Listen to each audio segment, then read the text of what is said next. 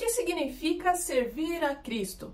Comportamento, testemunho e todas as coisas que o próprio Jesus falou à multidão que o seguia. Então, seja bem-vindo a mais um vídeo. O tema dessa mensagem se encontra em Lucas, capítulo 14, a partir do versículo 25. Vejamos.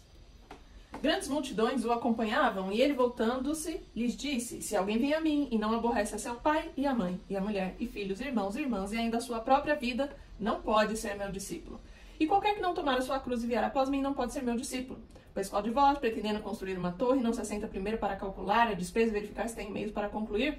Para suceder que, tendo lançado os alicerces e não podendo acabar, todos os que a virem zombem dele, dizendo: este homem começou a construir e não pôde acabar. Ou qual é o rei que, indo para combater outro rei, não se assenta primeiro, para calcular se com 10.000 homens poderá enfrentar o que vem contra ele com 20.000? Caso contrário, estando o outro ainda longe, envia-lhe uma embaixada pedindo condições de paz. Assim, pois, todo aquele que dentre vós não renuncia a tudo quanto tem, não pode ser meu discípulo. O primeiro momento importante desse texto está logo no início, quando a gente tem a diferença entre multidão e discípulo. Quando Jesus fala de discípulo, ele não está se referindo aqui àqueles 12 que ele havia selecionado, que faria a obra com ele. Ele está se dirigindo a toda a multidão que o acompanhavam. Então Cristo se dirige a essas pessoas e as convoca e as comissiona. Aqueles que não odeiam o seu próprio pai ou a própria mãe, nem tomam a sua cruz, não pode ser considerado meu discípulo. O que Cristo está fazendo aqui é separar o chamado geral dessa multidão aqueles que estariam comprometidos. Ou seja, fazer parte da multidão é simplesmente acompanhá-lo pelo que ele fala, pelo que ele prega, para ver milagres, porém é necessário um comprometimento maior, ser discípulo. E quando ele inicia dizendo que se não odiar o próprio pai, a mãe, o filho ou a filha, tomar a sua cruz e segui-lo, Cristo está dizendo aqui sobre algo que se chama testemunho. Testemunho que se é dado com base em comportamento.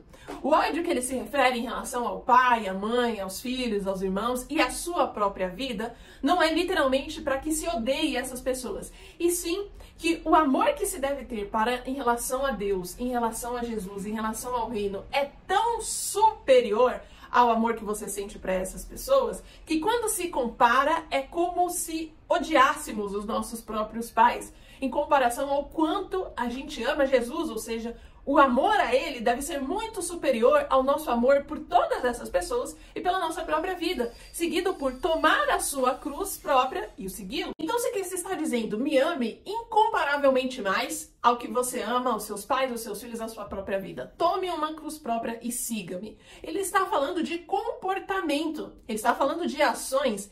Isso quer dizer, então, que o que testifica a sua fé é a maneira como você age, é o seu comportamento.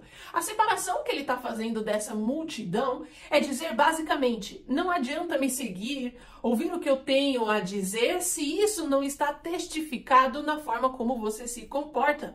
São as próprias escrituras que vão dizer também que a fé sem obras é morta. Mas isso pode gerar algum tipo de dúvida, porque a mesma Bíblia diz que não é por nenhuma obra, não é por nenhum empreendimento humano que nós chegamos aos céus, que nós alcançamos a Deus, senão somente pela fé no Filho, em Cristo Jesus. O que então essas coisas têm a ver com a nossa fé? A explicação para isso estaria lá em Gênesis. Quando Deus criou a humanidade, Adão, ele passou a Adão o governo de tudo aquilo que existe nesse mundo. Porém, quando a humanidade foi seduzida pela serpente e pecou, a humanidade passou a jurisdição desse mundo para o diabo. É por isso que lá no livro de Jó, capítulos 1 e 2, vai dizer que Deus estava com os seus filhos e se achegou também Satanás, por qual Deus vai dizer de onde você vem, e Satanás diz de rodear a terra e passear por ela. O que estava acontecendo ali naquele momento é tal como se fosse uma sessão no tribunal, em que Deus estava com as suas criaturas celestiais, que correspondem a diversas partes do universo ou do multiverso, se é que isso existe, e Satanás chega também, é usado o termo também. Quer dizer que essa criatura, o diabo, não deveria estar ali, porque ele foi expulso dos céus. Mas o homem, a humanidade, quando pecou, o entregou à jurisdição sobre a terra e, portanto, ele tinha a legalidade de se achegar entre aquelas outras criaturas, obras de Deus, para falar Eu venho da terra e de passear por ela. Em outras palavras, a partir do pecado da humanidade, a terra se torna o centro de um conflito bem, mal, luz, trevas, verdade e mentira. E é como se tivesse em xeque quem é o verdadeiro Deus desse mundo. É aquele que criou, que deu a ordem, não se alimente da árvore do conhecimento do bem e do mal, ou é aquele que seduziu e, portanto, fez a humanidade cair? Agora, o que isso tem a ver com o que Jesus estava pregando aqui em Lucas capítulo 14? É o testemunho de Jesus e de seus discípulos, nós que alegamos servi-lo, é que comprovam o verdadeiro Deus, é que testificam quem é o verdadeiro Deus e expõem a falsidade, a idolatria e o culto à besta e ao diabo. Entenda que esse culto ao outro, ele não é especificamente uma religião pagã. Toda forma que distancia do único, do verdadeiro Deus, inclusive viver sobre a sua própria natureza, os seus desejos, fazendo o que a gente quer, vivendo uma vida comum, é sim um culto à besta, já que agora a nossa natureza é caída.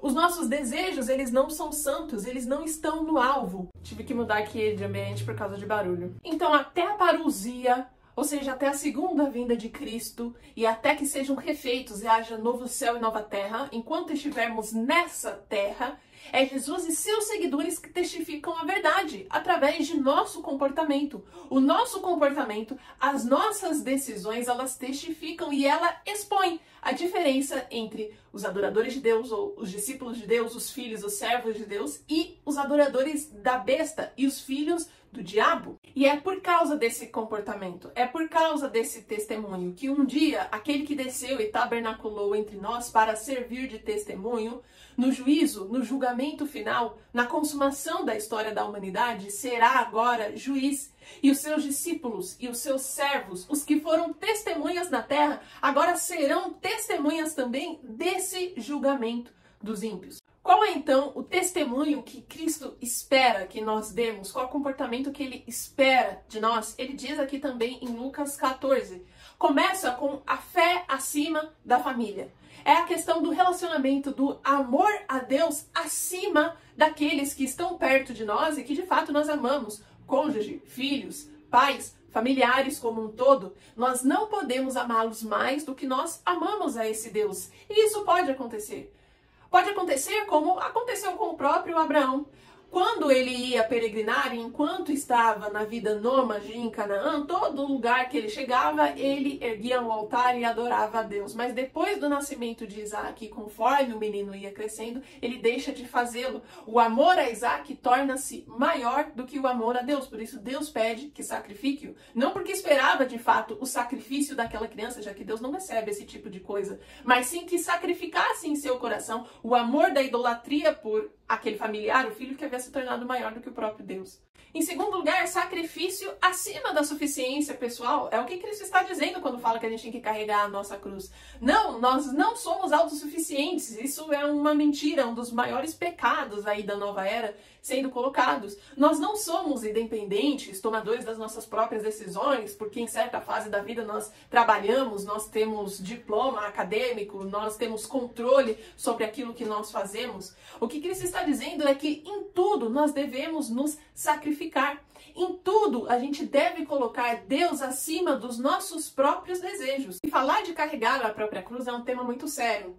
O cristianismo é uma religião marcada por sangue, sangue de mártires, sangue do Cristo, do nosso Salvador, do Cordeiro, e sangue de todos aqueles que morreram acreditando nesse Cristo, não se rendendo a tantos impérios e a tantos governos que já aconteceram, que se colocavam como deidade e, portanto, matavam os cristãos.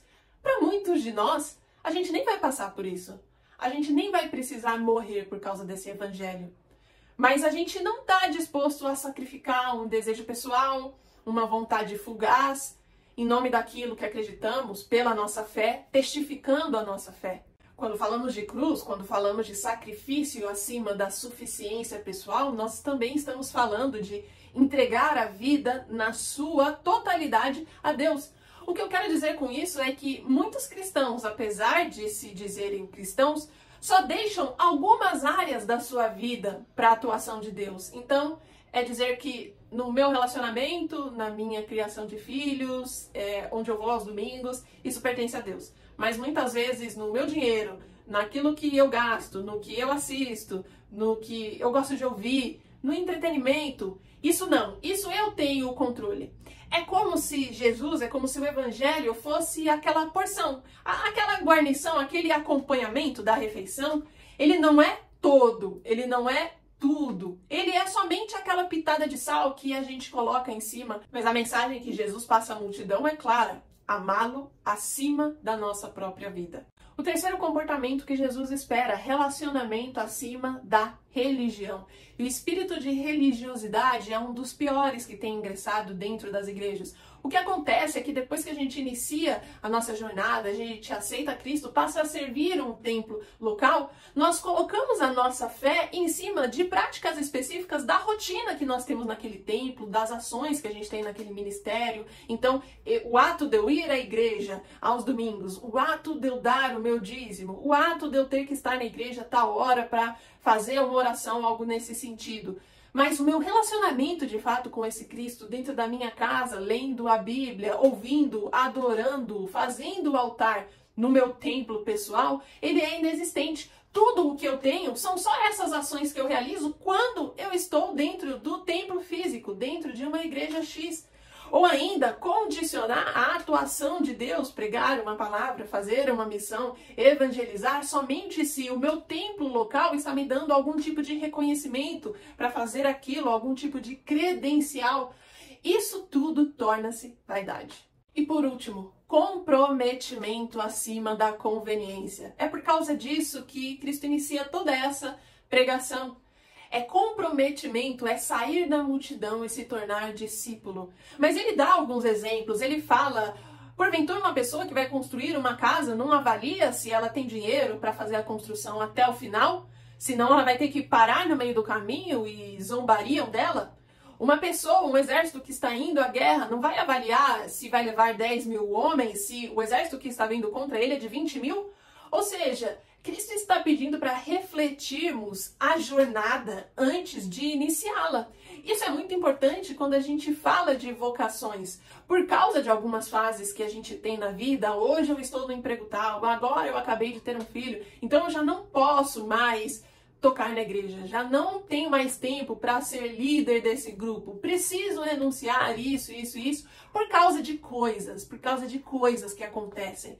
Mas o que Cristo está advertindo é justamente isso: não pare porque agora você está fazendo uma coisa, você está numa fase que é mais conveniente para você deixar de servir naquilo que Deus vocacionou. E se essa mensagem te ajudou de alguma maneira, se inscreva no canal, deixe um comentário, mas principalmente mande para edificar a vida de alguém, compartilhe e principalmente eu te vejo na próxima.